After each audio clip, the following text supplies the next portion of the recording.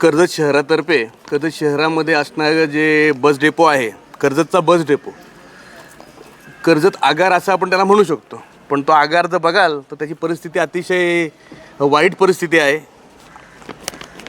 खड्ड्यामध्ये गस्ते की गस्त्यामध्ये खड्डा, हा परिस्थिती रोडची सोडा, ही परिस्थिती ह्या आगाराची आहे. कुठल्याही प्रकारे मोठे मोठे खड्डे पडलेले आहेत. कोणी त्या गोष्टीकडे लक्ष देत नाही आहे.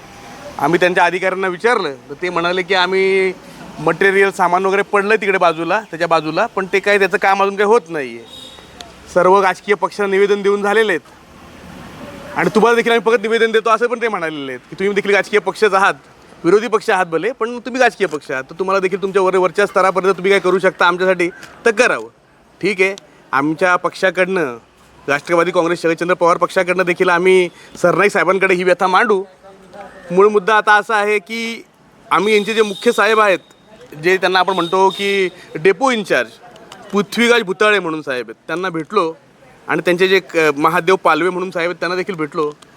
त्यांची व्यथा ऐकून आम्हाला त्यांना सांगणं आम्हाला कठीण झालं की बाबा ह्यांना नक्की सांगायचं काय म्हणून. आता प्रत्येकजण येतोय आणि त्यांना सांगतोय की हे वाढवा, ते वाढवा, इथनं बस वाढवा, तिकडनं बस वाढवा.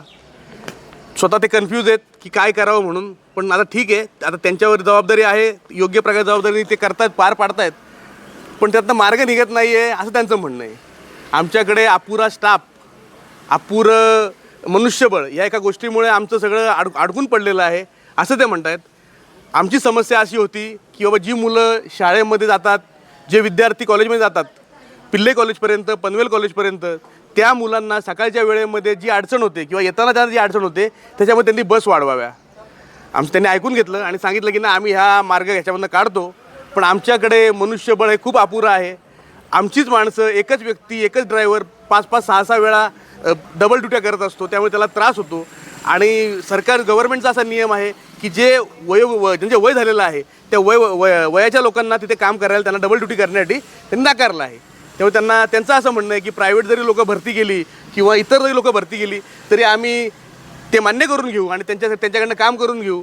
त्यांचीच व्यथा खूप मोठी आहे, ते काय ते आपल्याला मदत करतील अशी अपेक्षा आम्ही त्यांच्याकडनं केली. त्यांनी आमचं लिहून घेतलं किंवा आमच्याकडनं ऐकून घेतलं, आम्ही मार्ग काढतो असं देखील ते म्हटलेत. ह्याच्यापुढे देखील ते मार्ग काढतील असं आम्हाला वाटतंय. बघू, आता आमचा प्रयत्न आहे सरकार दरबारी हे सगळं घेऊन जावं. अन्यथा तुम्ही त्यांना एवढंही म्हटलं की बाबा तुमच्या सरकारने असं ऐकलं नाही तर आम्ही इथे उपोषणाला बसू किंवा जनआंदोलन तुमच्या विरोधात करू. ते म्हटलं साहेब आमची परिस्थिती अशी आहे की आम्हाला देखील स्टाफ हा कमी आहे, आम्हाला ते काम करता येत नाही आहे. उलट ते असं आम्हाला म्हणाले की जी NMMT इथे येते त्यामुळे आमचं बरं झालेलं आहे की बाबा त्या लोक आले म्हणून आमचा जागा जो आमच्यावर जो ताण होतो तो कमी झालेला आहे. आम्ही तुमच्या पद्धतीने तुम्ही आता हे पुढचं चालू करा, ही ST चालू करा, लवकरात लवकर मुलांची सोय करा आणि सकाळच्या ST आणि संध्याकाळच्या ST इथं वाढवा.